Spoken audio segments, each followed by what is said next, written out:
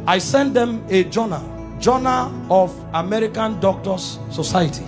They did an investigation on the physical death of Jesus, and the conclusions they came out with. These are not Christians, these are scholars. They decided to study the physical death of Jesus. What they came up with, I only came with the pictures to show you, to give you an idea. Show me the picture where they tied him to the stick to scourge him. The way they did it was they carried a fat tree, planted it, and locked your hand so that you can't shake. That means when they are scourging you, you can't turn. And they stripped you naked when they scourged you. The cane they used to whip you, they attached bones and metals to it. So anytime they wipe you, it pulled off your skin. There were records that said they whipped somebody like that and the thing tore the intestine and things came out. Somebody else was scourged like that. The whole back was peeled off. They saw bones. That's how the thing enters. They whip you and tear your skin. So every time they wipe you, if they pull it, your skin comes out. So that when they finish beating you, because of the volume of fluid you will lose, you will die of taste. If you don't die of heart failure. This is scourging. And the Romans don't flog 39. It's the Jews that flog 39. The Romans flog until they are tired.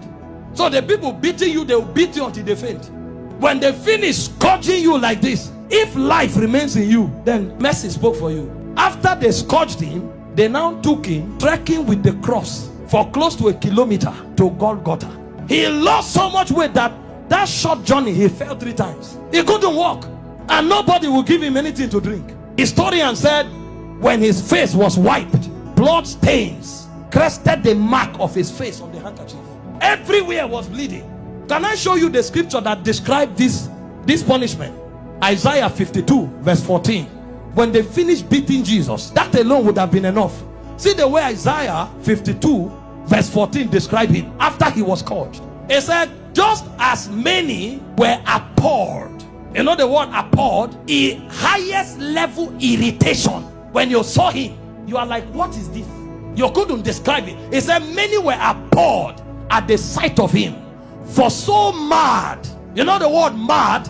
Disfigured. So disfigured was his appearance, like an object of horror. When he came out of the scourging, if you saw him, you thought he was an object of horror. And he said he no longer looked like a man. They literally disfigured him, and they didn't stop there. They now gave him the cross, carried it, and went to Golgotha. Then they began crucifixion. In crucifixion, they nail you at your wrist, because the idea was for you to hang there until you suffocate. You know, the word excruciating didn't exist until the Romans started crucifying people, because the word excruciating comes from the word cruciating, and the word cruciate comes from crucifix. So it's excruciating is actually a pain you feel when you are crucified, because there's no pain in that class. When a man is crucified, his whole weight hangs on his wrist, and the only support he has are the nails on his toes. And when they crucify you, you saw a picture of Mel Gibson where you were straight. You can't be straight when they crucify you, because your back, there's no space to stand straight. You have to turn sideways to hang, because this is how you hang. Your weight actually hangs on your wrist. If you are tired and you want to gain small balance, you now push it on your toe that is on the nail. That's why when they wanted to kill the criminals, they broke their legs. And the reason is because when you are hanging, your stomach is bent so that your diaphragm can breathe. Air can enter. So Jesus was there for 6 hours. You know what that means? For 6 hours, every time he breathed, he had to pull himself up. So he pulled himself on a nail up to breathe for 6 hours. He will pull up, breathe, go back, pull up for 6 hours. Remember, his back is already torn. So as he's pulling up, he's feeling pains on the wrist, his back is scrubbing on the cross, and his leg is feeling pain. To breathe and go back, every breath was death for you for 6 hours. And they were mocking him at the same time. So there was soulish torture, there was physical torture. As if that's not enough, he carried sin on him. So God was not connected to him at the time. God had to turn away.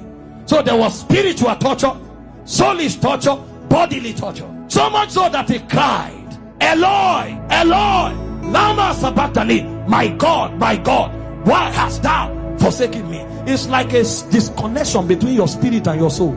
So the man was no longer alive. He died in the spirit before he died in the natural. The level of pain. We don't know what was done for us in 6 hours. And guess what? His mother was there. Can you stand naked before your mother? This is the man that the mother saw do wonders. How come? Imagine when he looked at their faces. See what you'll be interpreting. Some are saying, why? How come? Why can't you do anything today? Then the Jewish people were mocking. Physician, heal yourself. Fake prophet, I thought you said you had miracles. Why don't you come down? The thieves that were on the cross, one was mocking him. So from everywhere. Meanwhile, all the sicknesses on earth were on him on the cross. You have cancer, you say it's painful. He had cancer, diabetes, hepatitis, all that day at the zenith. Because he carried sickness, he carried sin, and he carried the reproach of God. You don't know the reproach of God until you go to hell. So for those 6 hours, he was in hellfire.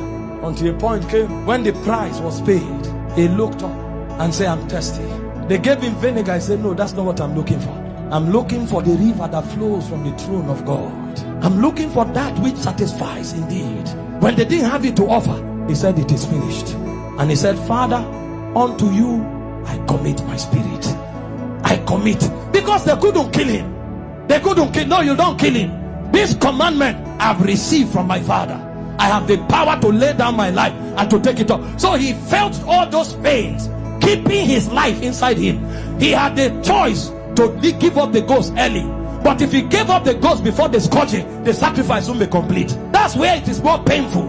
He had the power to say, no, now I depart. But he kept his life and suffered the pain. From the scourging, to the shame, to the reproach, to the embarrassment, to the flogging, to the crucifixion, until he checked and saw that the sacrifice was complete. Because he had the choice of letting you go to hell or of keeping you while he stays in hell. He chose to stay in hell.